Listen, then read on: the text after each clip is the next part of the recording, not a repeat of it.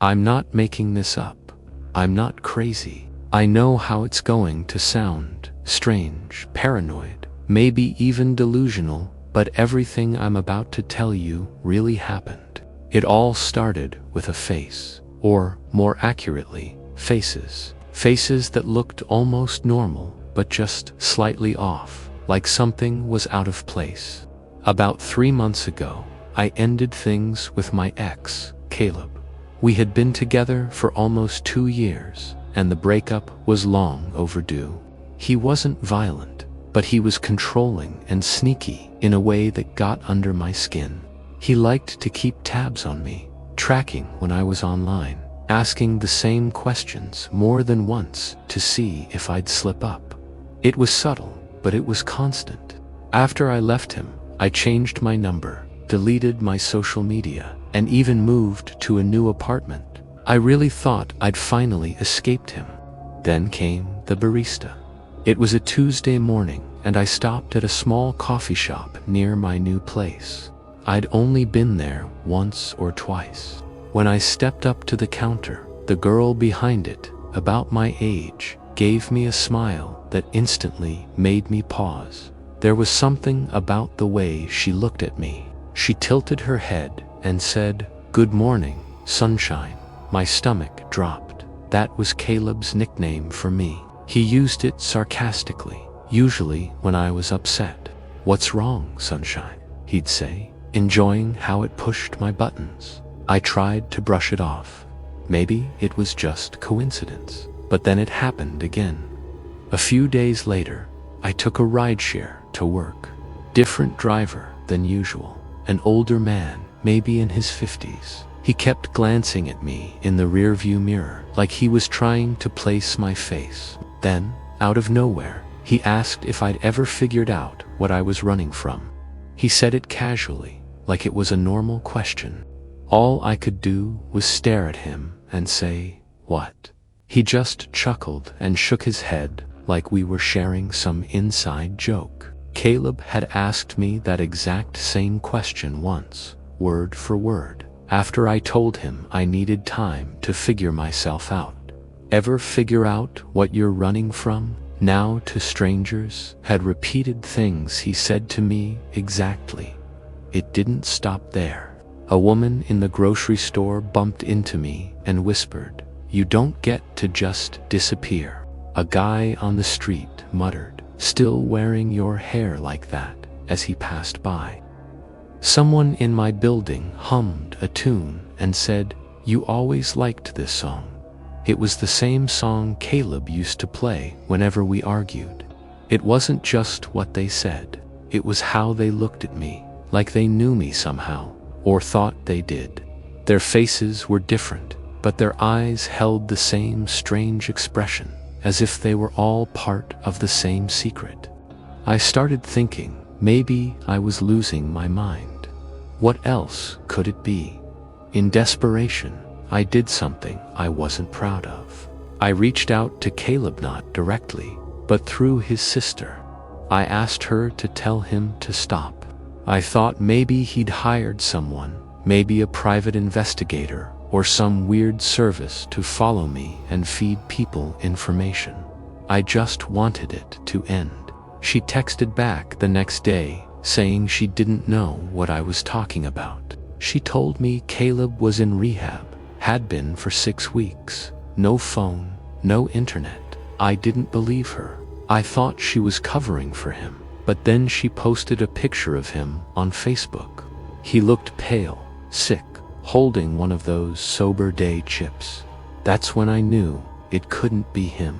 Not directly anyway. But I still couldn't shake the feeling that strangers knew things they shouldn't know about me. One night, I stayed late at work. My apartment didn't feel safe anymore, not because anything had happened there, but because I hated being alone.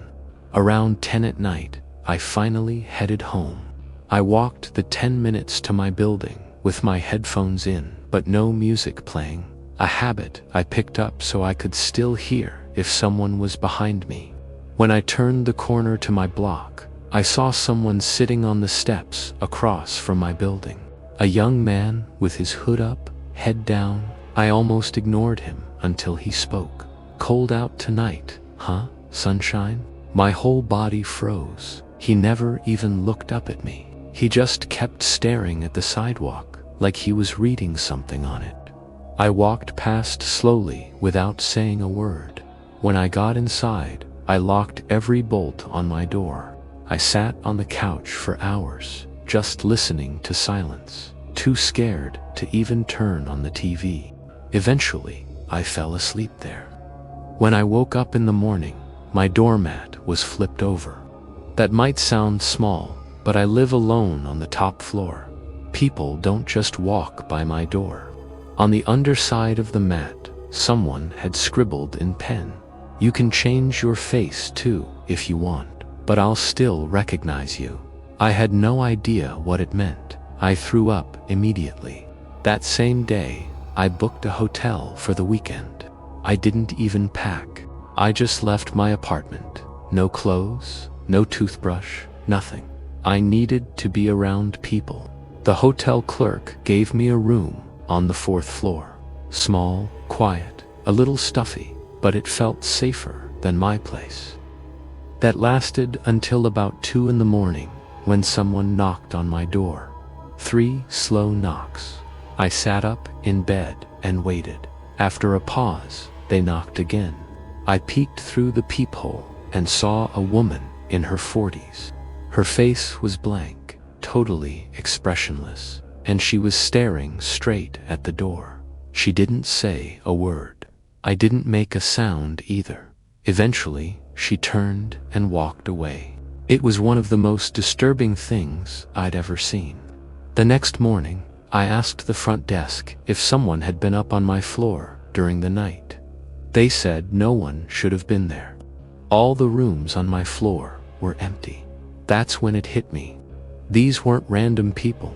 They were being fed my details, given phrases Caleb used. If it wasn't him, then someone else was doing it. But why? I thought back to Caleb in rehab, to his obsession with control, to that one conversation we had months before breaking up. He'd talked about a forum he used. He said it was for productivity or self-improvement, but the way he described it sounded weird even then. He never gave me the name. Now I wonder if it was some kind of underground group, like a creepy game. Maybe Caleb didn't need to be the one knocking. Maybe he paid or convinced others to do it. Maybe he built a system so that even when he wasn't there, I'd still feel like he was. It wasn't stalking in the normal way. It was like psychological graffiti. He was spraying himself onto strangers, so I'd never know who I was looking at. I don't think it's about watching me. I think it's about making sure I never stop watching for him. I moved again. I disappeared from social media again. I dyed my hair. I begged my friends not to tell anyone where I was. It worked for a while. Then last week, I was walking home from the bookstore when a woman passed me on the street and said, "Still hiding behind books, sunshine." She didn't even slow down. I don't think this is going to stop. Maybe Caleb hired some underground service to do this to me for a year. Maybe he made it public. Maybe it's some sick game now. Who can scare me the most? Who can get the closest without ever touching me? I can't trust anyone's face anymore. The constant paranoia is eating me alive.